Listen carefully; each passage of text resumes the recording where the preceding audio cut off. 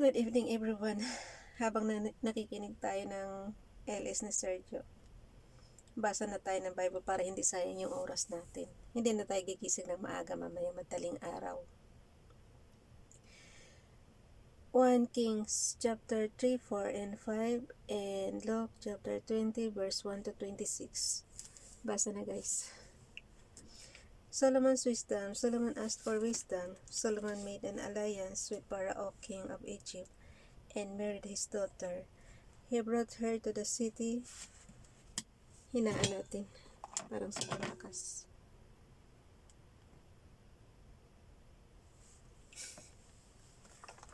Ulit. Chapter 3 ng 1 Kings. Solomon's wisdom. Solomon asked for wisdom. Solomon made an alliance with Pharaoh, king of Egypt, and married his daughter. He brought her to the city of David until he finished building his palace and the temple of the Lord, and the wall around Jerusalem. The people, however, were still sacrificing at the high places, because a temple had not yet been built for the name of the Lord. Solomon showed his love for the Lord by walking according to the statutes of his father David, except that he offered sacrifices and burned incense on the high places. The king went to Gibeon to offer sacrifices, for that was the most important high place, and Solomon offered 1,000 burnt offerings on that altar at Gibeon. The Lord appeared to Solomon during the night in a dream, and God said, "Ask for whatever you want me to give you." Wow, ang galing. Kami rin.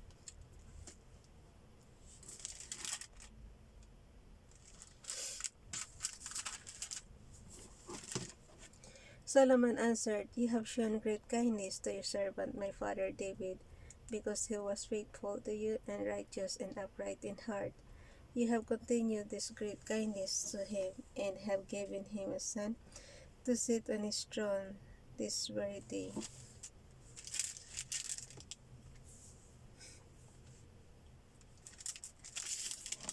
This very day. Sa verse 7 guys, "Now, O Lord my God, you have made your servant king in place of my father David, but I am only a little child, and do not know how to carry out my duties. Your servant is here among the people you have chosen, a great people too numerous to count or number." So, give your servant a discerning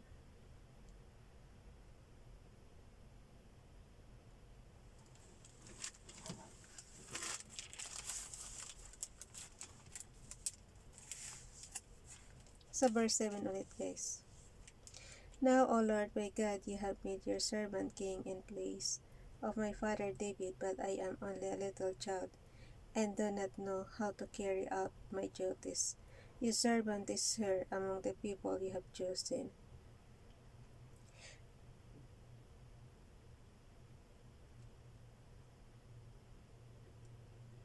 a great people, too numerous to count or number. So give your servant a discerning heart to govern your people and to distinguish between right and wrong. For who is able to govern this great people of yours?"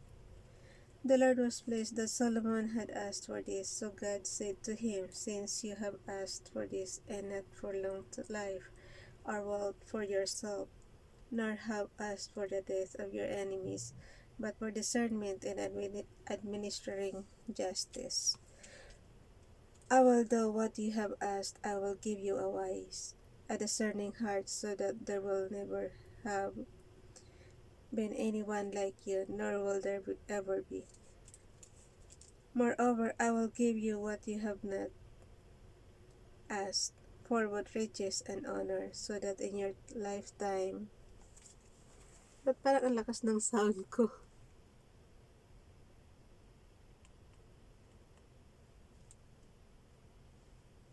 Ayan.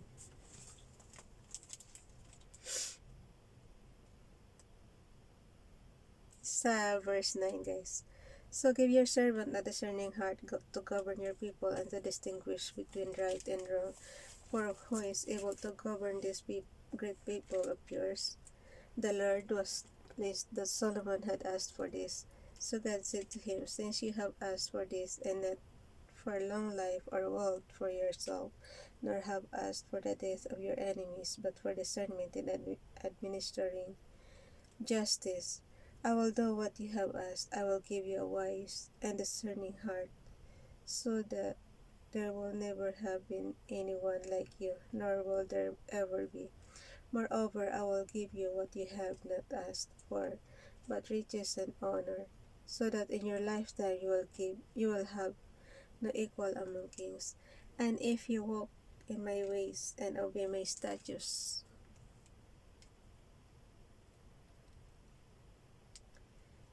no, no, and obey my statutes,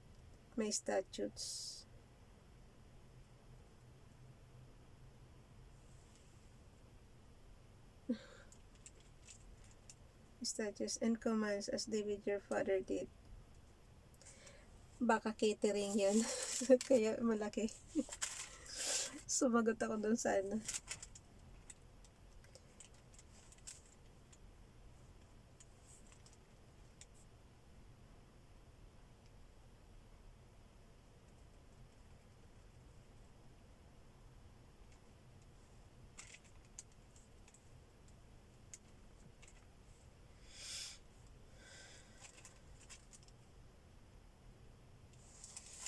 Ulitin natin yung verse 10.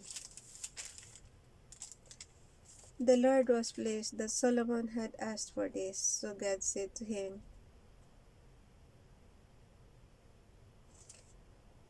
since you have asked for this, and not for long life or wealth for yourself, nor have asked for the death of your enemies, but for discernment in administering justice, I will do what you have asked. I will give you a wise and discerning heart, so that there will never, inulit lang natin guys kasi nalito ako, so that there will never have been anyone like you, nor will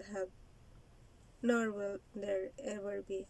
Moreover, I will give you what you have not asked for, both riches and honor, so that in your lifetime you will have no equal among kings.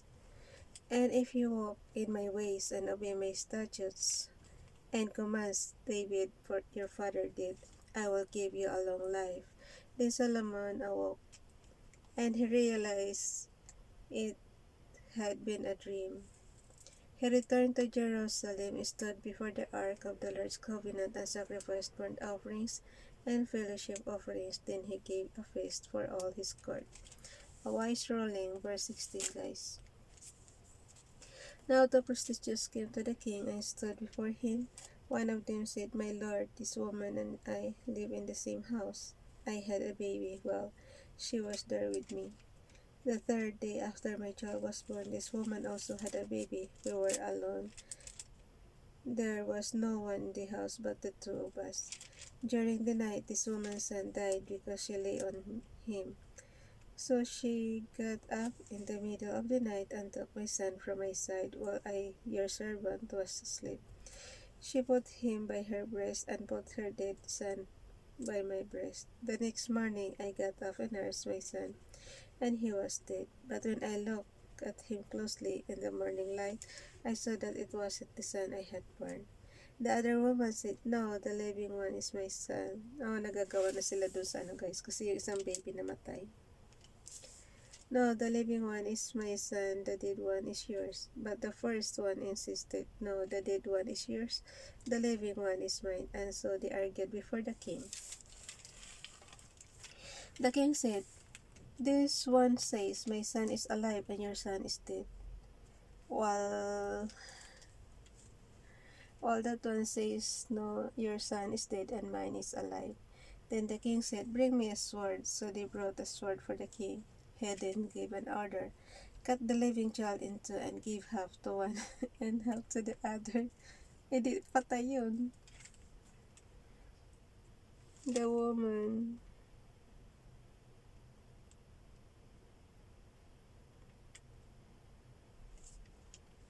Mga friend ko nag-ano na, nagko-comment na. Sa 26.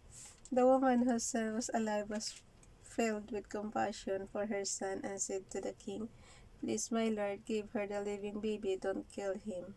Ayun yung tunay na nanay.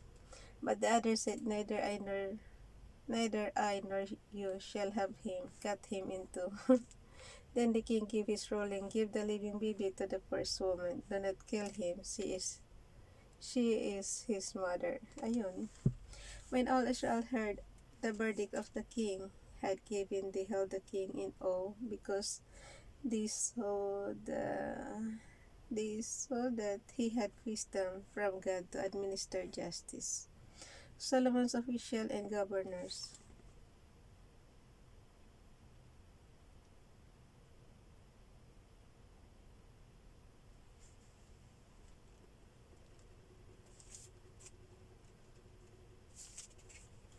So King Solomon ruled over all Israel, and these were his chief officials: Azariah, son of Zadok the priest,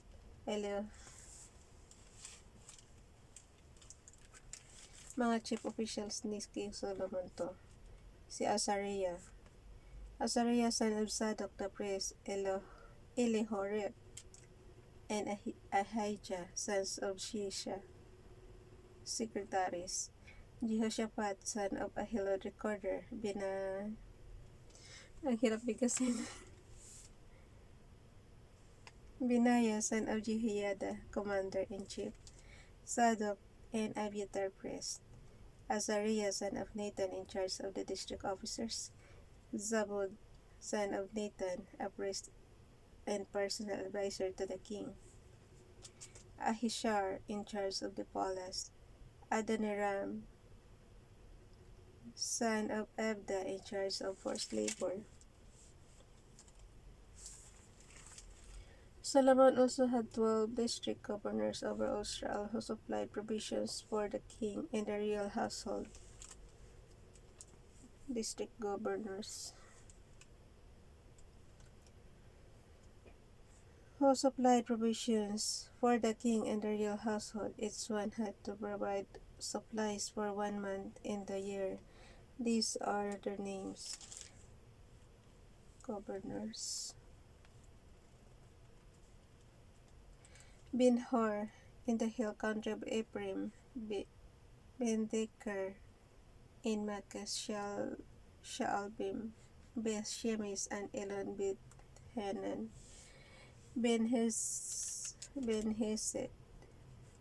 in Arboth, Soko, and all the land of Heber were his.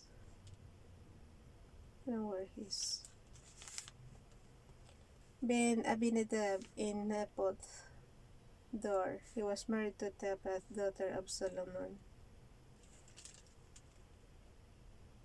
Bana, son of Ahilud, in Tanak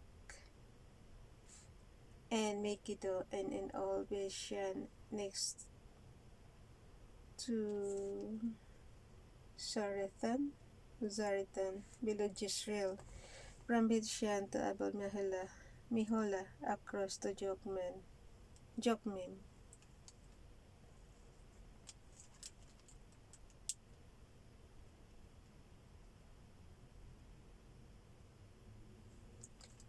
Ben-Geber, in Ramat Galed; the settlement of Cher, son of Manasseh, in Galed were his, as well as the district of Argob in Bashan, and its 60 large walled cities with bronze gate bars; Ahinadab, son of Ida, in Mahanaim; Ahimaaz, in Naphtali; he had married Basimat, daughter of Solomon; Baana, son of Hushai, in Hasher and in Elath; Jehoshaphat, son of Paroah, in Issachar;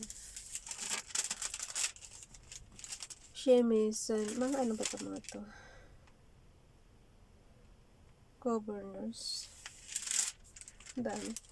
Shimei, son of Elah, in Benjamin; Geber, son of Uri, in Gilead, the country of Sihon, king of the Amorites, and the king of Bashan. He was the only governor over the district. Solomon's daily provisions. The people of Judah and Israel were as numerous as the sand on the seashore. Grabbing dami. They ate, they drank, and they were happy, and Solomon ruled over all the kingdoms from the river to the land of the Philistines, as far as the border of Egypt. These countries brought tribute and were Solomon's subjects all his life. Solomon's daily provisions were 30 cars.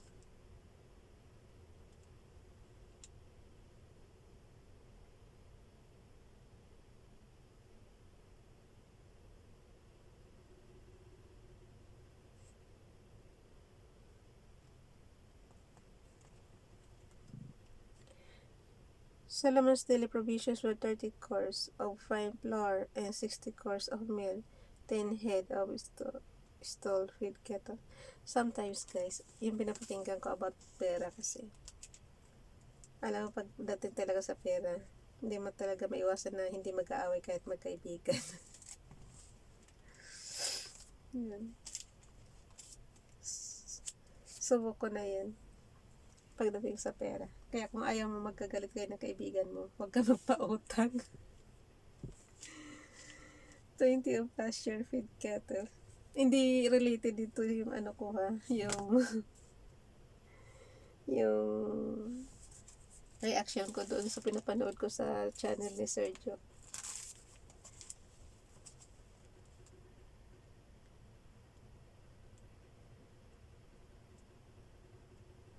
Ten head of stall feed cattle, 20 of pasture feed cattle, and 100 sheep and goats, as well as their gazelles, roebucks, and choice fowl. For they rolled over the all kingdoms, for he rolled over all the kingdoms west of the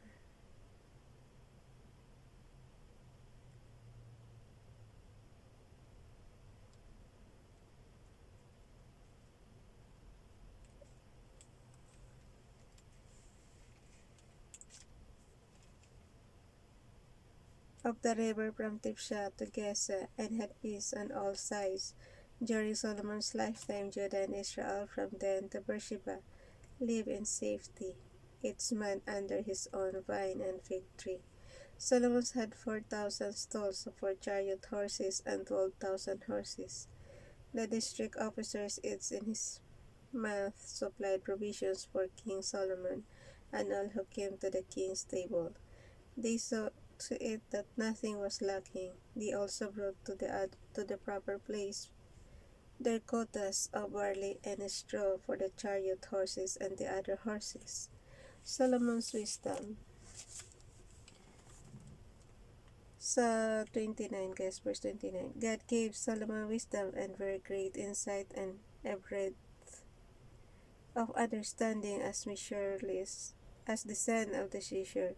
Solomon's wisdom was greater than the wisdom of all the men of the east, and greater than all the wisdom of Egypt. He was wiser than any other man, including Ethan and Israelite,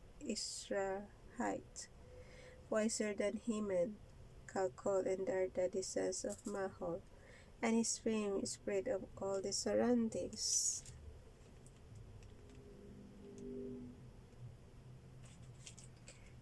Surrounding nations. He spoke 3,000 proverbs, and his songs numbered 1,005. He described plant life from the cedar of Lebanon to the hyssop that grows out of walls. He also thought about animals and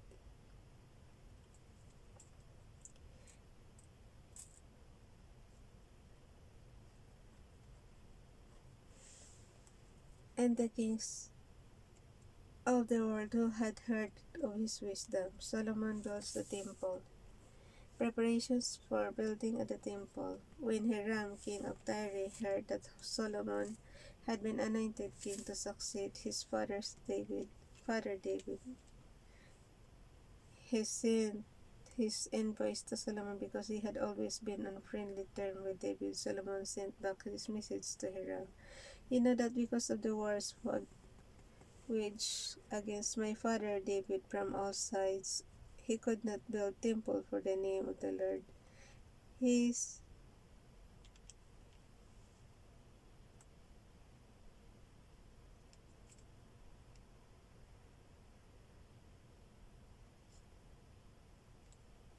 his enemies under his feet.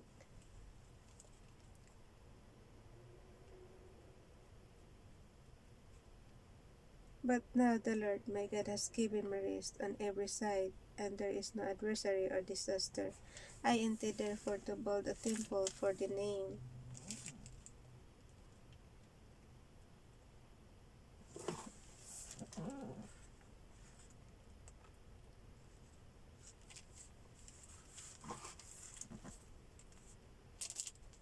I intend therefore to build a temple for the name of the Lord my God, as the Lord told my father David when he said, Your son, whom I will put on the throne in your place, will build a temple for my name. So give orders that cedars of Lebanon be cut for me. My men will work with yours, and I will pay you for your men, whatever wages you set. You know that we have no one so skilled in felling timber as the Sidonians. When Hiram heard Solomon's message, he was greatly pleased, and said, Praise be to the Lord today, for he was given David a wise son to rule over his great nation. So Hiram with, so Hiram sent word to Solomon.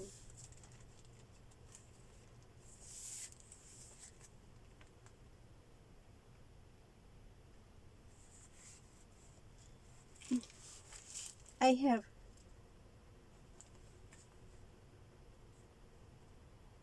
I have received the message you sent me, and will do all you want in providing the cedar and pine logs.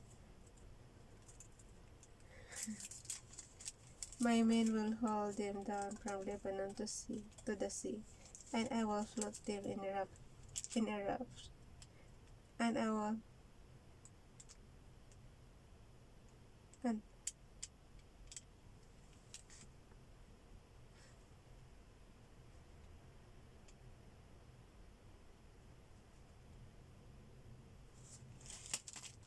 by Sergio. Okay na.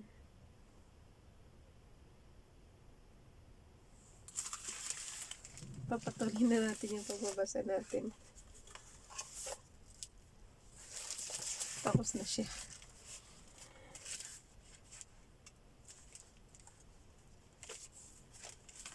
Tapusin na lang din natin ito, tapos tulog na tayo at may pasok pag bukas yung alaga natin.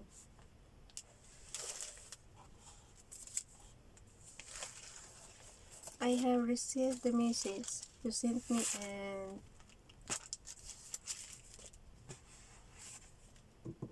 ang saya ko kanina, naayos ko na lahat ng cellphone ko. Ganda-ganda na.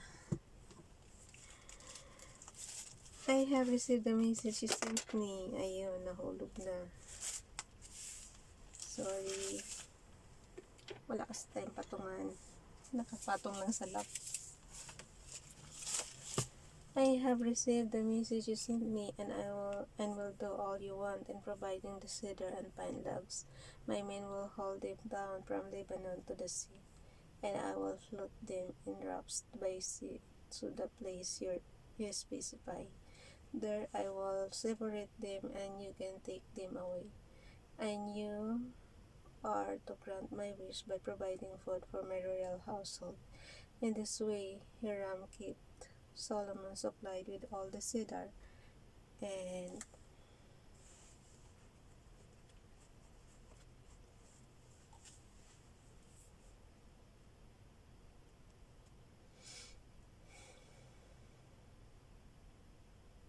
separate them, and you can take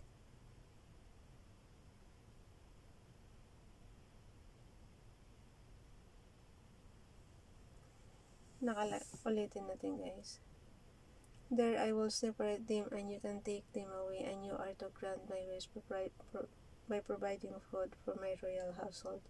In this way Hiram kept Solomon supplied with all the cedar and pine logs he wanted, and Solomon gave Hiram 20,000 cors of it as food for his household, in addition to 20,000 beds.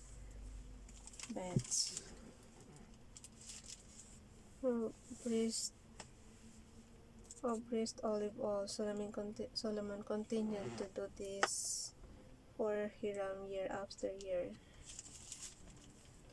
The Lord gave Solomon wisdom just as he had promised him. There were peaceful relations between Hiram and Solomon, and the two of them made a treaty. Parang ang haba.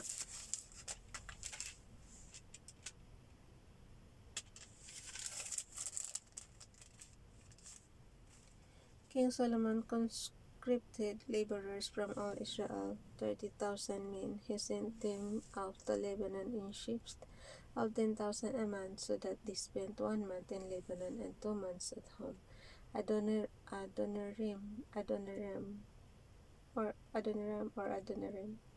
Adoniram was in charge of the forced labor.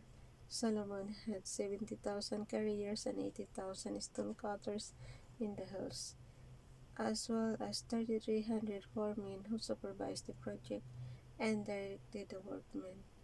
And the king's command they removed from the quarry.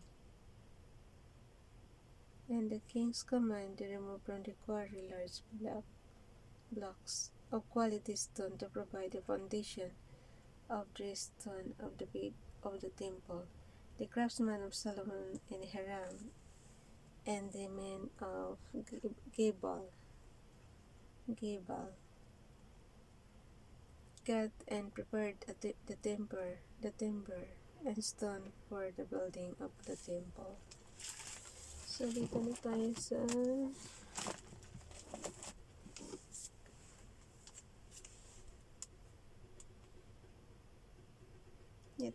sa ano.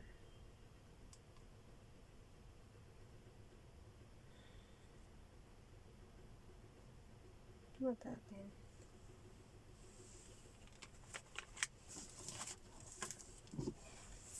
Nawala na.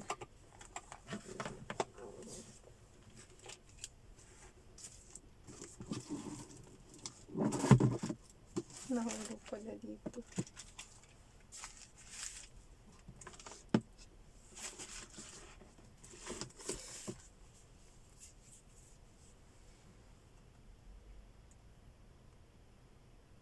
(21 to 26). Luke chapter 20, verse 1 to 26.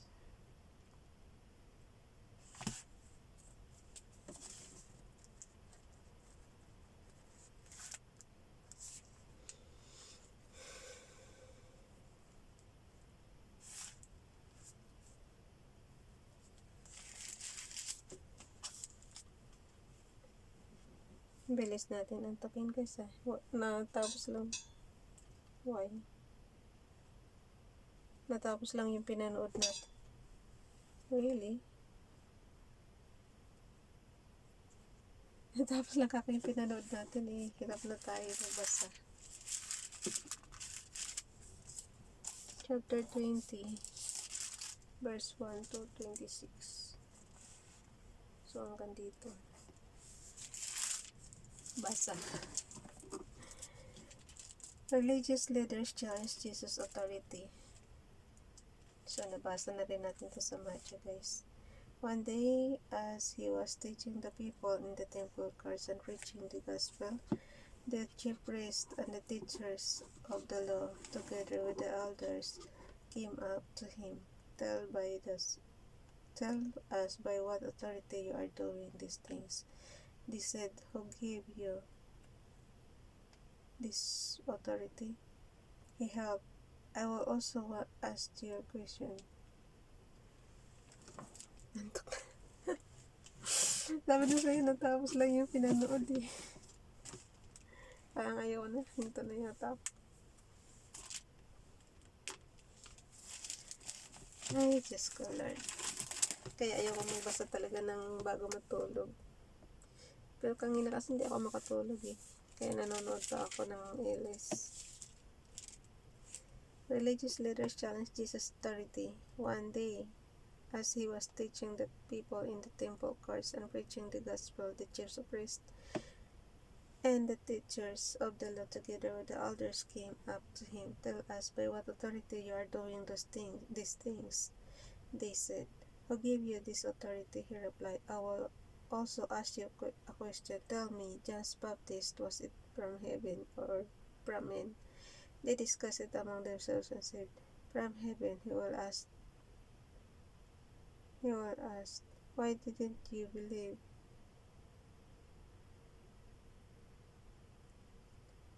But if we say from men, all the people will stone us because they are persuaded that John was a prophet.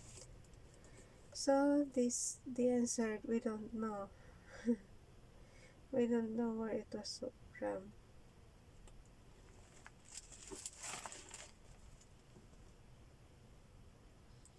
So they answered, we don't know where it was from. Jesus said, neither will I tell you, but what authority I am doing these things. Jesus tells the parable na naman guys. Jesus tells the parable of the able farmers. He went on to tell the people this parable. A man planted a vineyard, rented it to some farmers, and went away for a long time. At harvest time, he sent a servant to the tenants so they would give him some of the fruit of the vineyard. But the tenants beat him and sent him away after-handed. He sent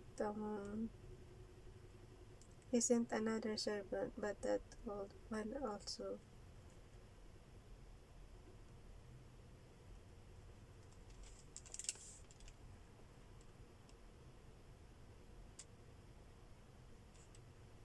Ulitin natin sa verse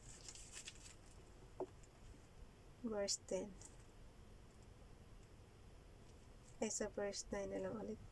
He went on to tell the people this parable. A man planted a vineyard, rented it to some farmers, and went away for a long time. At the harvest time, he sent a servant to tenants so they would give him some of the fruit of the vineyard. Hindi na tayo matapos-tapos dito sa chapter 20, guys. At harvest time, he sent servant to the tenants so they would give him some of the fruit of the vineyard. But the tenants beat him and sent him away empty-handed. He sent another servant, and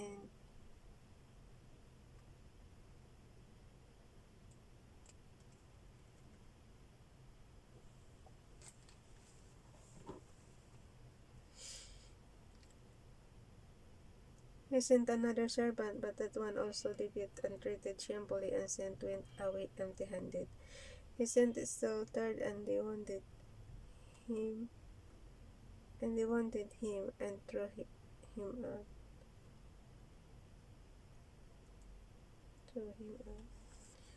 Wala. Pagkaganyan minsan matatapang pa yung mga ganyan kaysa yung totoong may-ari ng lupa.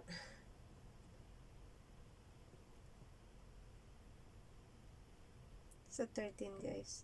Then the owner of the vineyard said, what shall I do? I will send my son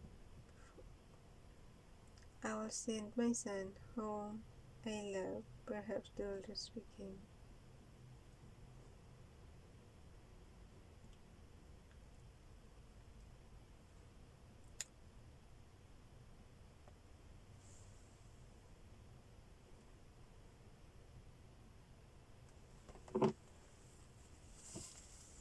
Ulitin natin yung verse 13.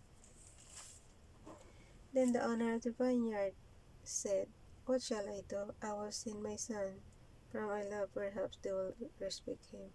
But when the tenants saw him, they took the matter over. Then as the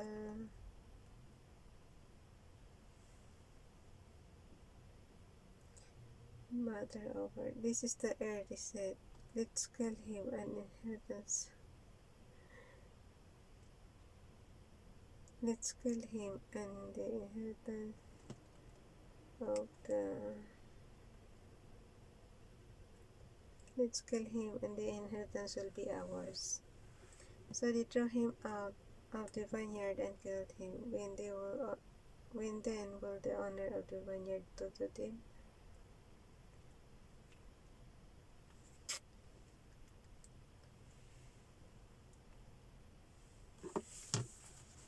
Gusto ko na matulog, guys. Diba? Antok-antok na.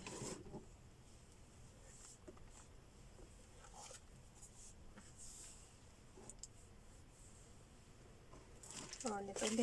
Sa 13. Then the owner of the vineyard said, "What shall I do? I will send my son whom I love. Perhaps they will respect him." But when the tenants saw him, they talked the matter over. This is the heir they said. "Let's kill him, and the inheritance will be ours." So they threw him out of the vineyard and killed him. What then will the owner of the vineyard do them? What then will the owner of the vineyard do to them? He will come and kill those tenants and give the vineyard to others. So yeah.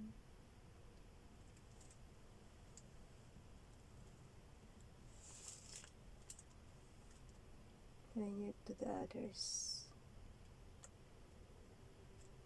When the people heard this, they said, "May this never be." Jesus looked secretly at them and asked,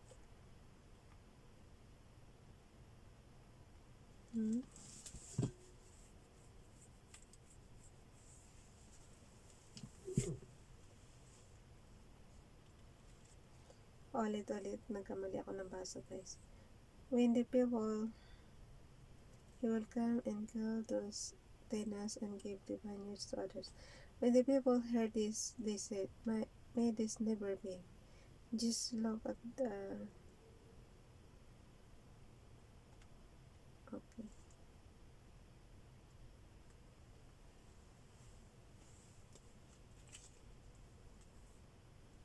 So verse 14, guys. But when the tenants saw him, they talked the matter over. Sabi na sa iyo, talaga antok na ako. Konti na lang, ayaw ko matapos. What then will the owner of the vineyard do to them? He will come and kill the tenants and give the vineyard to others. When then will the cover?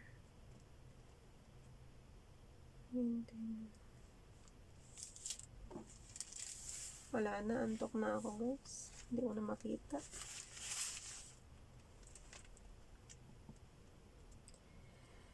When the people heard this, they said, "May this never be." Jesus looked directly at them and asked, "Then what is the meaning of that which is written?"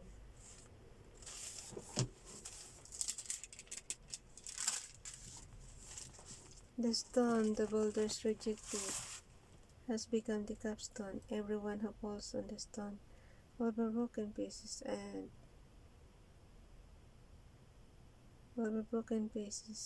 No. Ulit sa verse 18, guys. Everyone who falls to the stone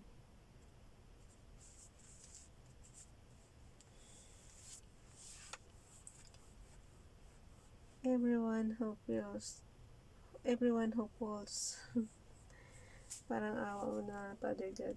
Patapusin muna ako. Kunti na lang, Ilang minuto na ba? 39, grabe. Everyone who falls on that stone will be broken to pieces, but he on whom it falls will be crushed. The teachers of the law and the chief priests looked far away.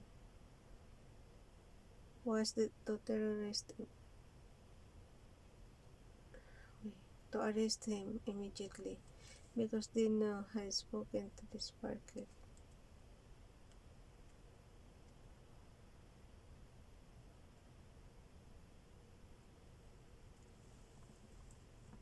19.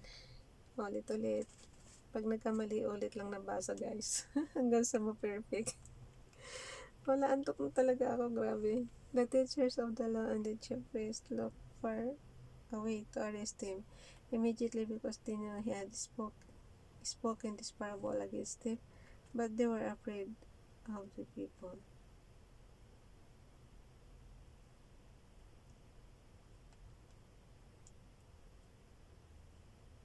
Religious leaders, hanggang 26 tayo, diba?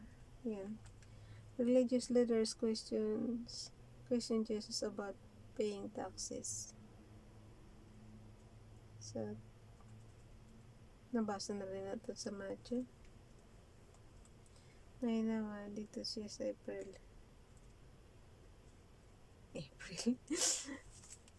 Diyos ko Lord, ano namang nangyayari sa akin?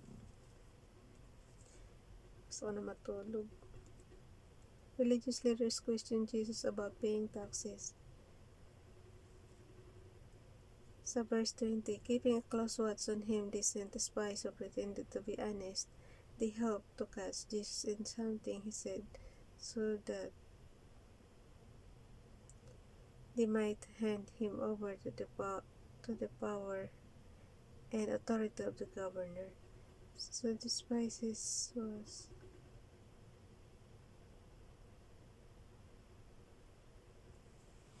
So the spices questioned him.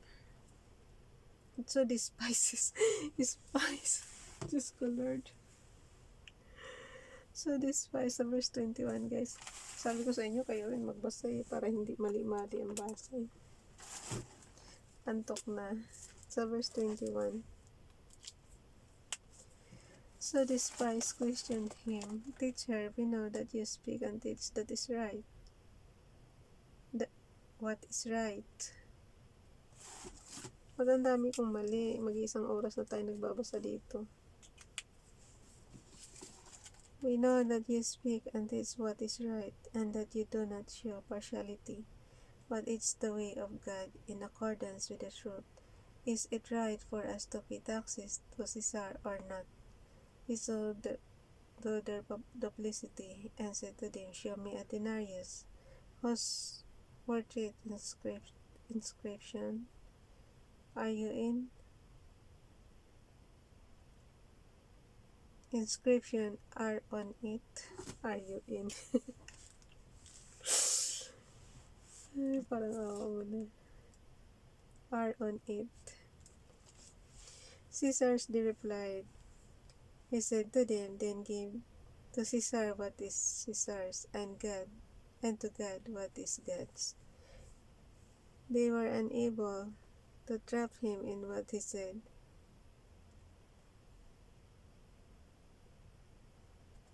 They were unable to trap him in what he had said. Sabi ko sa inyo, pag may isa lang dyan mali na. So, kailangan basahin ng ulit-ulit sa verse 26. Ay, 25 pala. Caesar's the reply. He said to them, Then give to Caesar what is Caesar, and to God what is God's. Then sa 26 guys, they were unable to trap him in what he had said there in public, and astonished by his answer, they became silent. Ay, nakaraos din tayo. Bye everyone. God bless.